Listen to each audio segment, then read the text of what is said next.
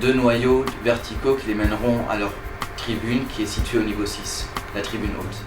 On est ici dans la base vie, donc qui fait 300 mètres carrés, où l'ensemble des équipes, que ce soit l'équipe maîtrise d'ouvrage, les maîtrises d'œuvre, les architectes, travaillent au quotidien. Donc une équipe soit sur place, soit à Londres, donc 70 personnes en tout. On attaque la consultation des entreprises générales, donc on a des réunions quotidiennes pour préparer d'abord ces auditions et puis ensuite faire ces auditions pour que dans quelques mois, ces entreprises générales soient à même de nous rendre un prix correspondant à nos attentes. La gestion des documents est aussi quelque chose de très important. À titre d'exemple, la construction du Stade de France donc à Paris a nécessité à son époque 90 000 plans.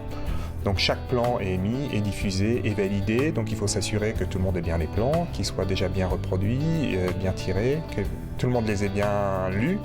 Après, on partage, on croise les avis des uns et des autres sur tel ou tel plan, et ça pendant 3 ans. Donc c'est assez intensif, et ça se décline également par une importance dans la gestion des relations. Donc on utilise effectivement toutes les dernières techniques aujourd'hui, donc une armoire à plan électronique, une gestion informatique.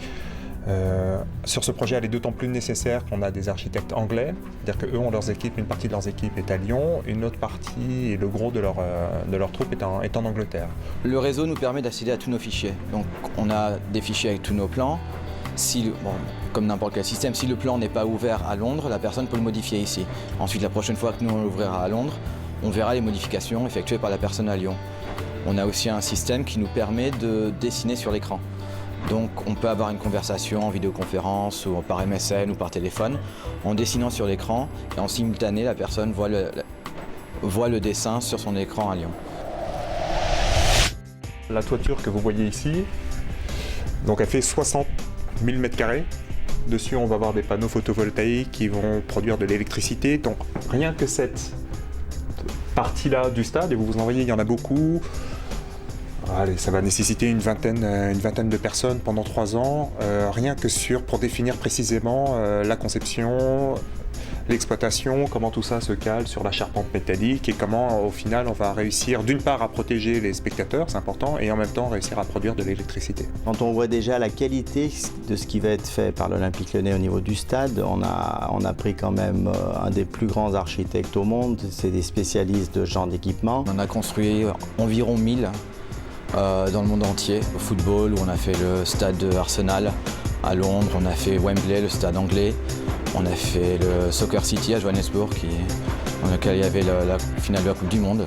Au-delà de l'aspect technique du grand stade, nous avons aussi nos assistants maîtrise d'ouvrage, que ce soit nos avocats, nos banques d'affaires, qui sont aussi présents avec nous. Et on travaille aujourd'hui sur tous les volets juridiques, on travaille avec tous les volets financiers, donc l'ensemble des dossiers avancent, sont bouclés. Maintenant, on est plutôt sur du niveau de détail, de quelle couleur on va faire le béton qui va être sur le podium, effectivement quel outil de protection on met en avant pour le secteur visiteur par exemple, quels sont les garde-corps, quelle taille, on va bientôt rentrer dans la définition des sièges, est-ce qu'on met une pelouse chauffante par système électrique, par système à air pulsé, donc on est vraiment sur des aspects de plus en plus précis, ça montre l'avancée et bientôt on pourra même plus faire marche en arrière sur les choix technologiques. Aujourd'hui, on est passé de la phase étude. La phase étude, on a déjà mis aujourd'hui 11 millions d'euros dans cette phase étude, rien qu'au niveau olympique lyonnais. On est vraiment passé maintenant au niveau du concret. Ce permis de construire, comme vous le voyez, c'est vraiment concret, cette étude d'impact, ce dossier loi sur l'eau. Et on est aussi au niveau architectural, là encore, dans le concret. Donc on est dans la ligne droite qui nous permettra de répondre présent aux objectifs et aux dates que nous sommes fixés.